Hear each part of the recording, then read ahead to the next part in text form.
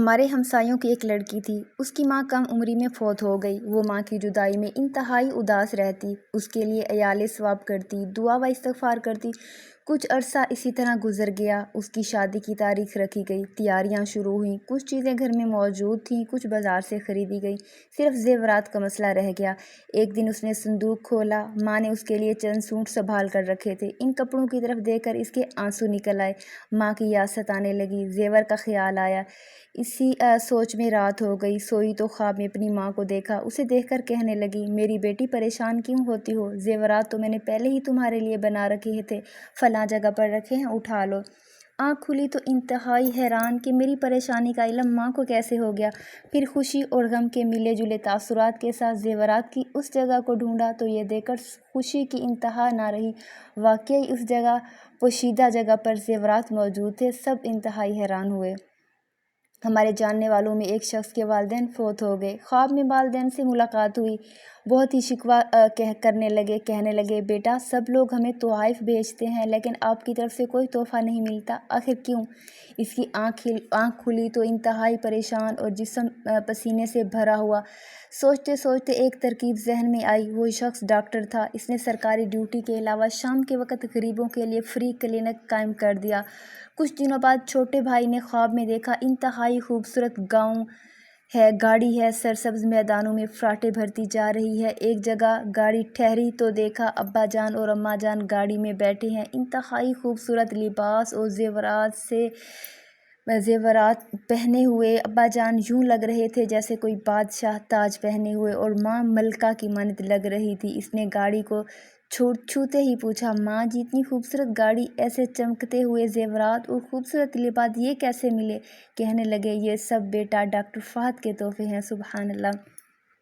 ہماری ایک کزن تھی، ان کے والدین انتہائی نیک سیرت اور بزرگ تھے۔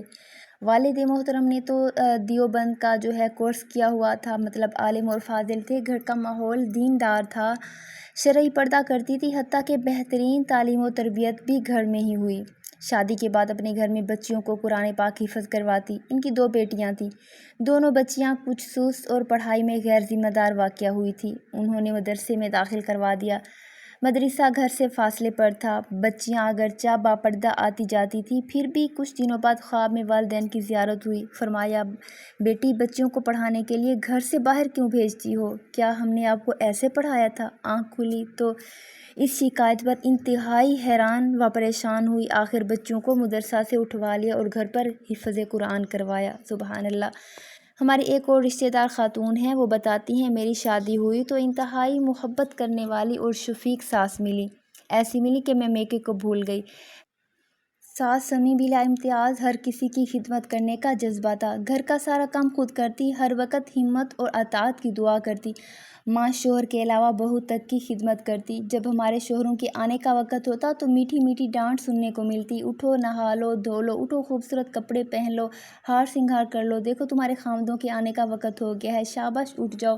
ہم روزانہ ان کے کہنے پر خوب تیار ہو کر اپنے شوہروں کا استقبال کرتے، پھر ساس امی کی ہدایت پر ہی مسکراتے ہوئے انہیں کمرے میں لے آتے۔ پھر کچھ گپ شپ ہوتی، ساس ہمیں کمرے کے دروازے پر دستک دیتی اور فرماتی، بیٹا یہ لو۔ ہم دروازے پر جاتے تو دیکھتے تو ٹرے میں کئی قسم کا کھانا تیار شدہ انتہائی سلیقے سے سجا ہوا ہوتا تھا۔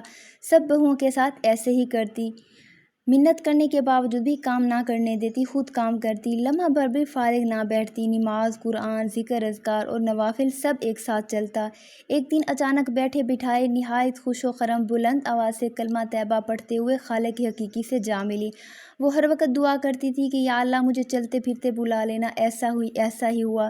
انہیں فوت ہوئے کچھ عرصہ ہوا۔ میرے شوہر سفر پر گئے، واپسی میں کہنے لگے، جہاز میں بیٹھا تھا، مجھے اونگ آئی تو آنکھ لگ گئی۔ خواب میں امی جی کی زیارت ہوئی اور فرمانے لگی، بیٹا تمہاری شادی بھی انتہائی سادگی سے ہوئی، اس وقت بھی تم نے اپنی بیوی کے لیے زیادہ چیزیں نہیں خریدی، اب جاتے ہوئے تحفہ ضرور لے کر جانا، کپڑے لینا، چوڑیاں لینا اور بھی بہت کچھ لے جانا اور وہ لے جانا۔ اس کے بعد آنکھ کھلی، جہاز سے اترا تو ذہن میں یہی خیال گھوم رہا تھا۔ گھر آنے سے پہلے سیدھا بازار گیا، چند سوٹ اور سونے کی چوڑیاں خریدی اور گھر لوٹ آیا۔